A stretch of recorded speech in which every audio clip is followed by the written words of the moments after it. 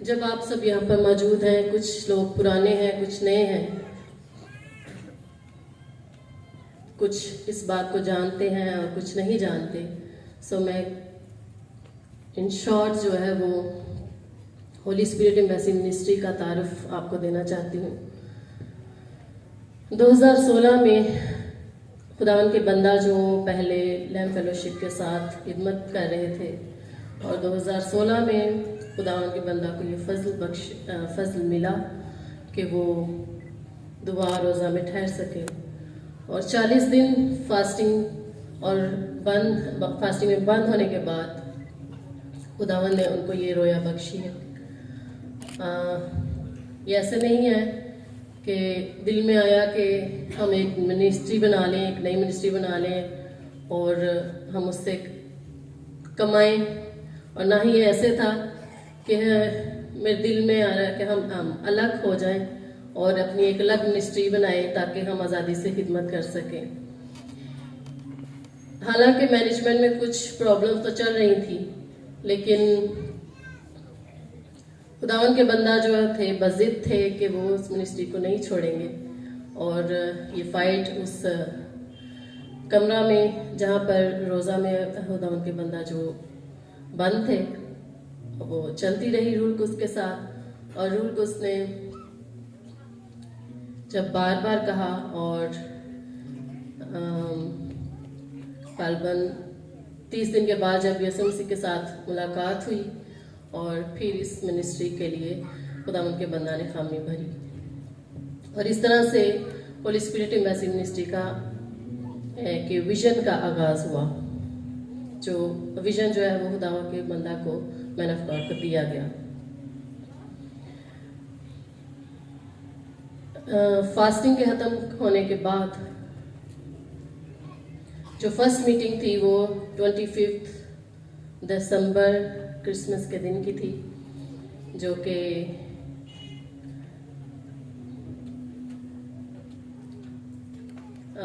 हमारी चर्च की एक फैमिली, हमारे बोर्ड मेंबर आदिल के पापा के घर में, जिन्होंने अपने घर को खोला, हमारी फर्स्ट मीटिंग वहाँ पर हुई और इस तरह से आगाज़ हुआ। लेकिन हर साल खुदावन इस मिनिस्ट्री के साथ काम करता रहा है, बोलता रहा है और बढ़ाता रहा है, और हम देखते रहे हैं और खुदा बताता रहा है कि किस तरह से हमारे लेवल्स जो हैं वो आसमानी किताबों में बढ़ रहे हैं और हम ऊपर को ही जा रहे हैं। और उम्मीद नहीं, ईमान है कि इस साल हमारा लेवल और ऊपर जाएगा। ये बात थोड़ा सा मैं खोल देती हूँ। पिछले कुछ सालों में खुदा बोला था कि लाहौर में कुछ चर्चेज़ हैं, 10 ऐसे चर्चेज़ हैं जो खुदावंद की लिस्ट में हैं आसमान पर। उन्होंने उस लिस्ट में हमारी इस मिनिस्ट्री का नाम जो था 7वें नंबर पे था, लेकिन अगले सालों में वो 7 से ऊपर चला गया और 5वें पर आ गया। और इस साल उम्मीद है कि हम 1 नंबर ऊपर ही जाएंगे, बल्कि तीसरे पे जाएंगे। और ये हमारी मिनिस्ट्री का अभी छोटा सा तारुफ है, जो अभी धुंधला सा दिखाई देता है, जो अभी अपनी पूरी मैनिफेस्टेशंस में नहीं है, और आप लोग देखेंगे खुदावंद के जलाल को।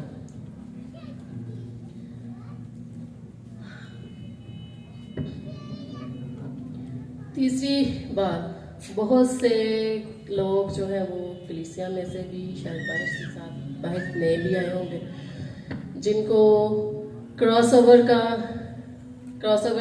सर्विस की इम्पोर्टेंस का नहीं पता होगा, और शायद पता ही ना हो कि क्रॉसओवर होती क्या है।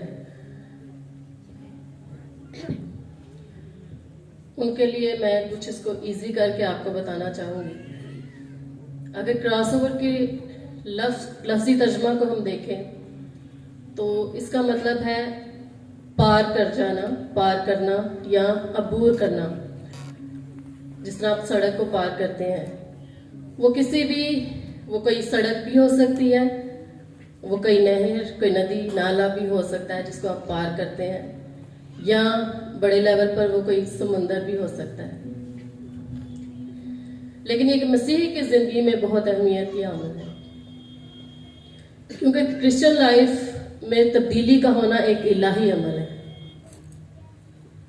और बेसिकली ये इसी तब्दीली का नाम है। ये एक ऐसा पॉइंट है जहां पे आपने डिसीजन मेकिंग करनी होती है कि आप अपने लिए तब्दीली चाहते हैं, या बदलना चाहते हैं या नहीं, या आप वहीं पे खड़े रहना चाहते हैं। चलिए इसे इजी करके समझते हैं। ये ऐसे जैसे आप यर्दन के किनारे पर खड़े हैं और आपको उसके पार जाना है, पीछे आपके फौजें हैं और आपके पास वापसी का रास्ता नहीं है। आप इसको अब इस साल से तशबीह दे लें। एक साल जो गुजर गया आप पीछे नहीं जा सकते, एक साल जो गुजरने वाला है आप पीछे नहीं जा सकते, आपको जाना आगे ही है।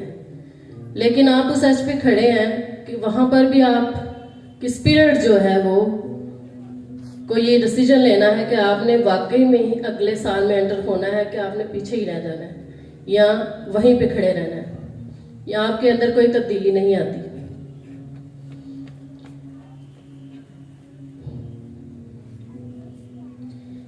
यहां पर आपने, जैसे मैंने यर्दन की बात की, वहां पर आपने इस एज पर आकर आपने ये फैसला करना है कि आपने मिस्र में ही रहना है, गुलामी में ही रहना है, या आप मुल्क कनान की तरफ जो खुदावंद ने आपके लिए तैयार किया है वहां जाने के लिए आपने अपने कदम को उठाना है। और इसके लिए आपको अपने आपकी लाइफ के जो पुराने बर्डन्स हैं वो इस साल में आपने उतार फेंकने हैं, और खुदा से और उसके कलाम से रहनुमाई लेते हुए आपने अगले साल में दाखिल होना है। आपने अगले साल की स्ट्रेटजीज लेनी है, प्लान्स लेने हैं कि आपने अगले साल में किस तरह से आप एंटर होते हैं। यह आपकी एक तब्दीली का एक डिसीजन हो गया। इसके बाद एक बात इसमें थोड़ी डेंजरस है कि ये एक ऐसा इवेंट ऐसा है जो हो सकता है जहां पर ये आपकी लाइफ और डेथ को ला सकता है। साल का ये आखिरी दिन। पिछले सालों में हमने बहुत से सालों में देखा है कि बहुत से लोग जो है वो साल के आखिर में उनकी डेथ्स हो रही होती है। कुछ की तो अपॉइंटेड होती हैं जो मुकर्रर वक्त पर होती है, मुअय्यना वक्त पर होती है, लेकिन ज़्यादातर जो है वो इमेच्योर चले जाते हैं, जो खुदा की तरफ से नहीं होता।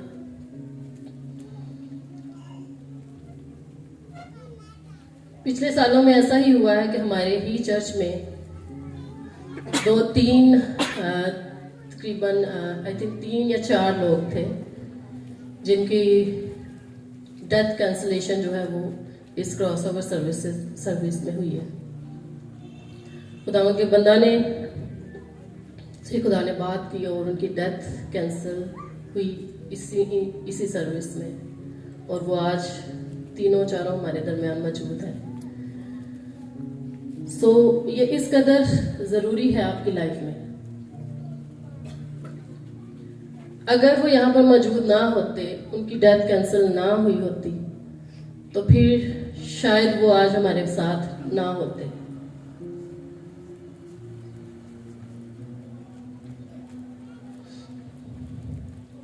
सिर्फ ऐसे नहीं है कि हम कोई नया साल मनाने के लिए यहाँ पर आए हैं। हम सेलिब्रेट ज़रूर करेंगे, लेकिन हम इसको एक नए सीज़न को अपनी लाइफ में लेते हुए करेंगे कि हमारी ज़िंदगी में एक नया सीज़न जो हमारी स्पिरिट्स के लिए आ रहा है, हम स्पिरिचुअली मूव करेंगे।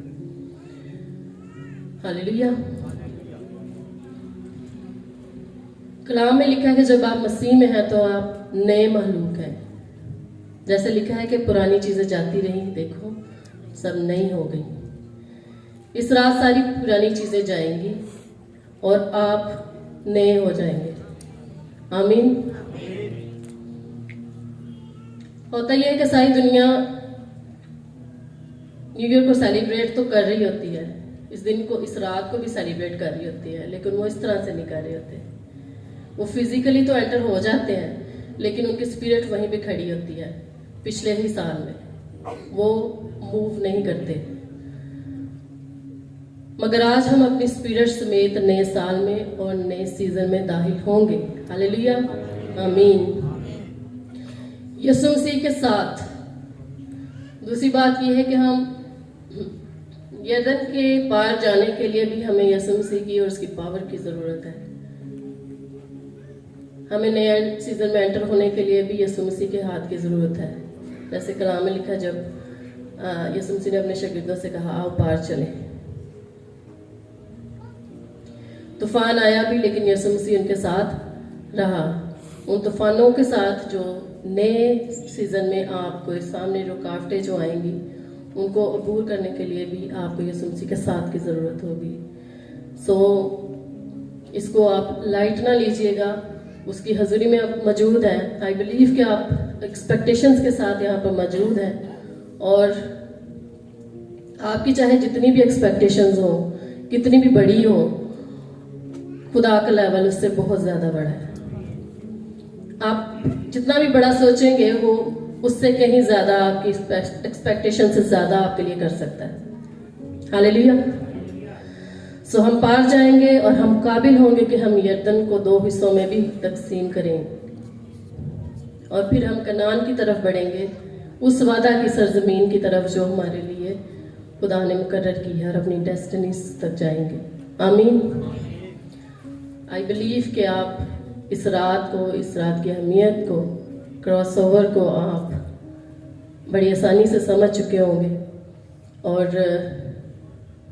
इसी तरह से आप रूह में, स्पिरिट में होते हुए आगे मूव करेंगे। God bless you all.